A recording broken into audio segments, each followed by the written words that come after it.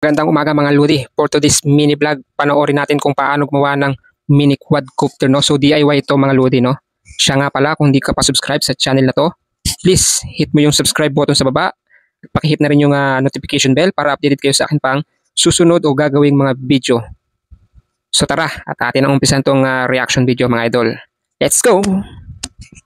So ito guys yung mini drone, no? Yung inassemble ng ating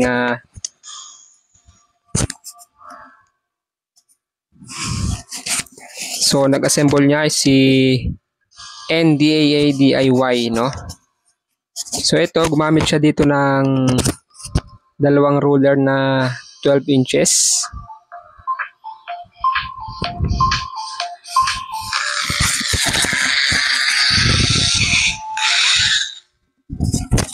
And then pinigdikit niya ito, nilagyan siya ng tornilyo mga idol, no? Dalawang tornilyo yung ginamit niya dito.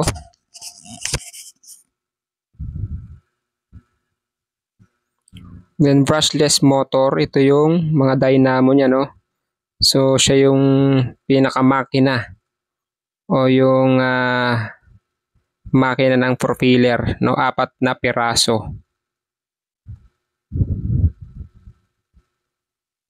Then binutasan niya ito, and then ititornilyo niya ito dun sa 4 na butas. Binutasan niya rin yung ruler.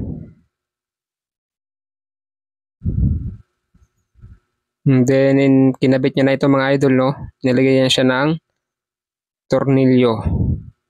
4 din na tornilyo ito, no?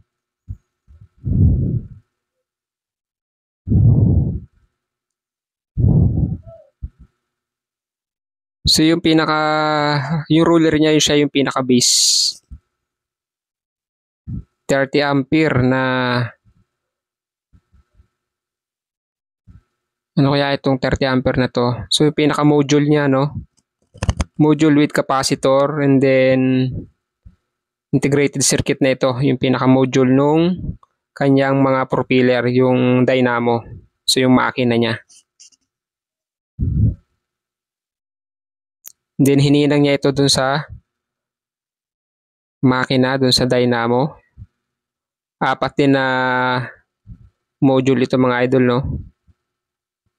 So hininang ito gamit ang soldering iron.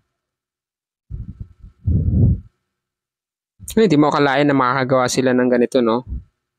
So from raw material to finished product. So yan, nilagyan ng shrinkable tube yung bawat module para hindi ito mabasa, no, habang lumilipad. So yung ginagawa niya dito is mini helicopter. So sabihin nating drone, kaya lang wala siyang camera. So ayan na nga mga idol, no, nilagyan niya ng plastic connector.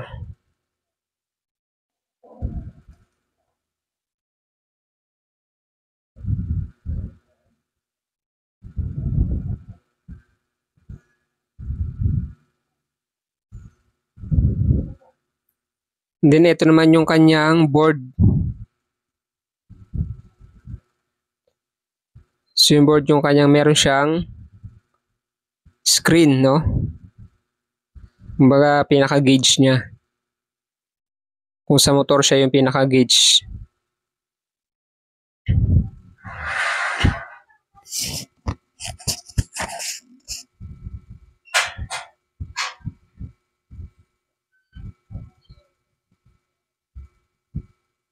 So hindi natin alam kung ano yung kinabit na yun, no?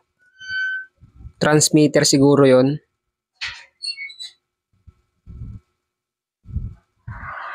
.4 GHz, no? Transmitter siguro yun.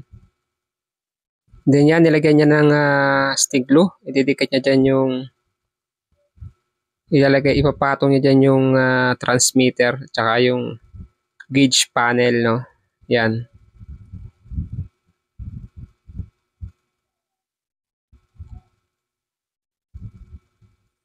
So sinabay niya na rin dinikit si transmitter.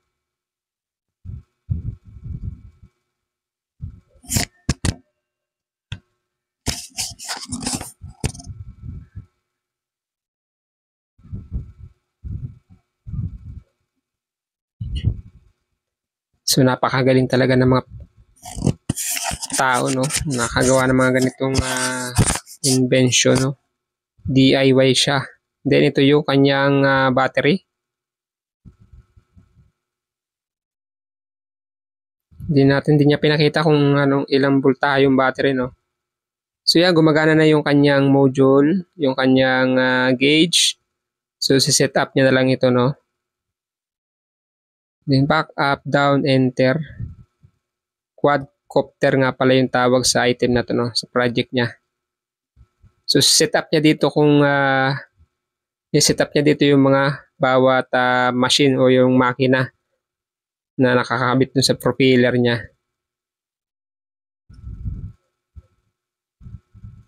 So calibrating, continue. Yan, makikita nyo, same lang din siya ng drone. Meron din siyang remote control, no? Joystick remote control.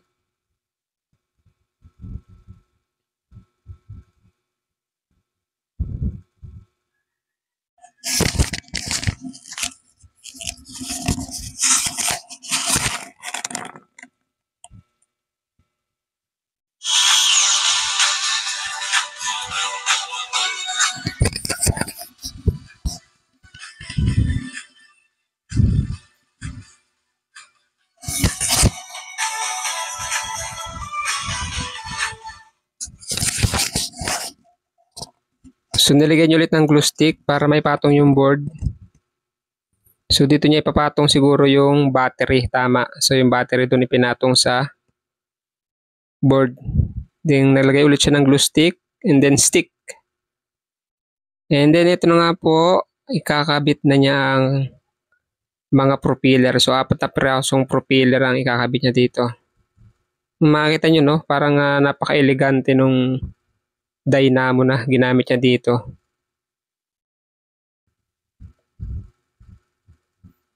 Siguro mahal yung nagastos dito mga idol, no. Yan, ay kabit niya na yung isang propeller.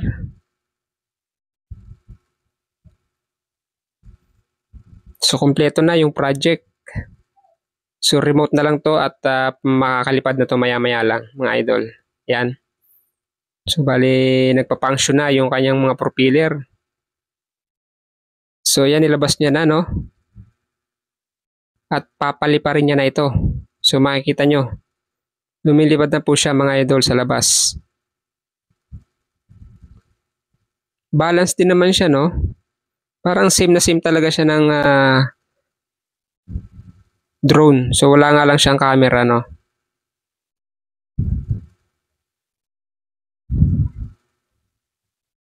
So bilis, ang galing ng controller niya.